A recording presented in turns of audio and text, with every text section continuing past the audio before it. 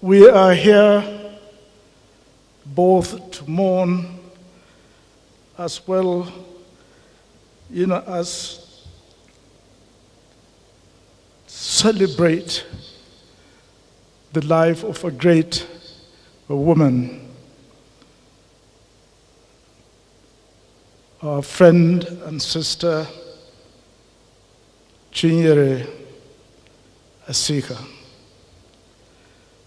I met J. Anthony Ukpabi Asika before I met his wife. Chief Dibuze Chinyere Asika. The circumstance of my meeting Ukpabi was most inauspicious, as I was shopping for an administrator for the newly created East Central State at the outbreak of the Nigerian Civil War. I never thought I would get anyone, much less an Igbo man, who would be man enough or mad enough to consider the offer. You've heard Mr. Ahmed Joda say it all. The name of this young, pipe-smoking, very strong coffee drinker, lecturer at the University of Ibadan was suggested. In fact, I asked for General Obasanjo to go to the university and find out from there if there is any Igbo man that we can consider, because I have considered a lot of people. Somehow I still did not find somebody mad enough, and convincing enough for me to appoint. So he brought him. He made his search and brought him to me and left us to discuss what he had come for. When I met him, he not only considered the offer, he was ready to start work immediately.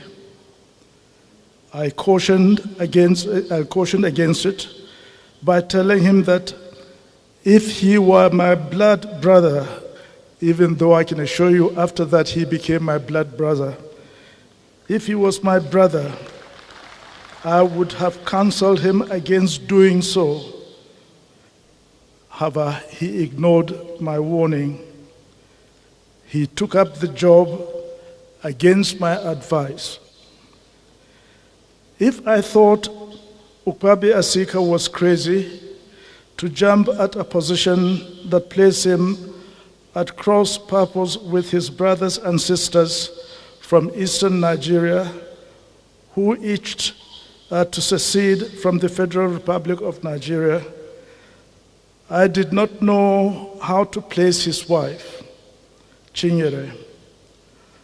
One had thought she would have dissuaded him from crossing swords with his Biafran brothers.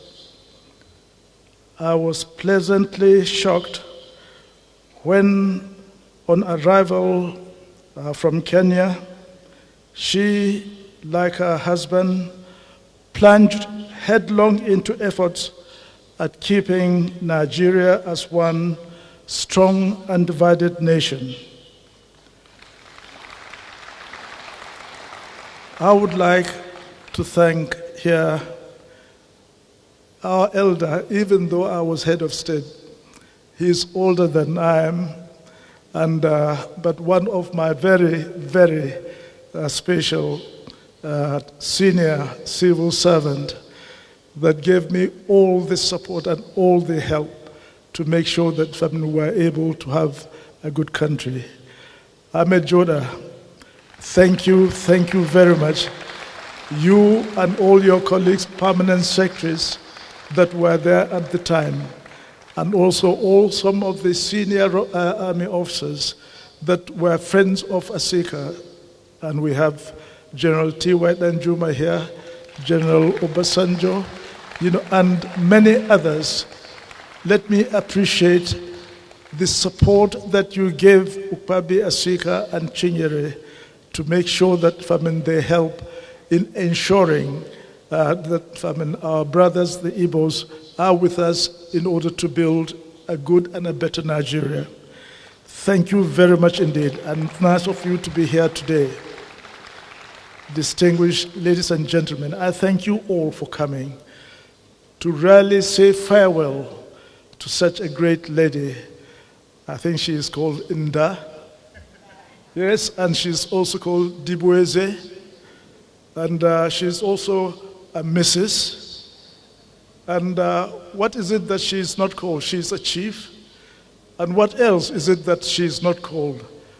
A great, great woman.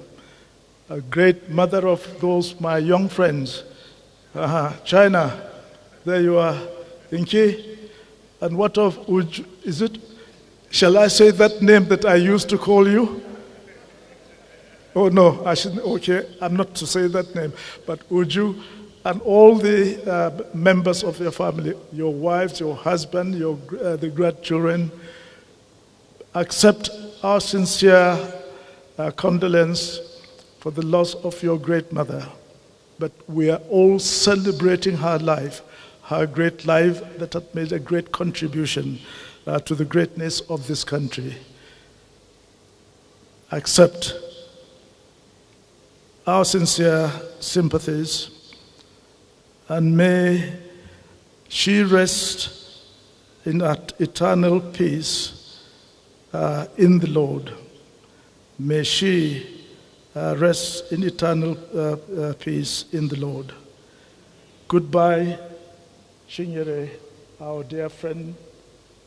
Goodbye until we meet again. Thank you.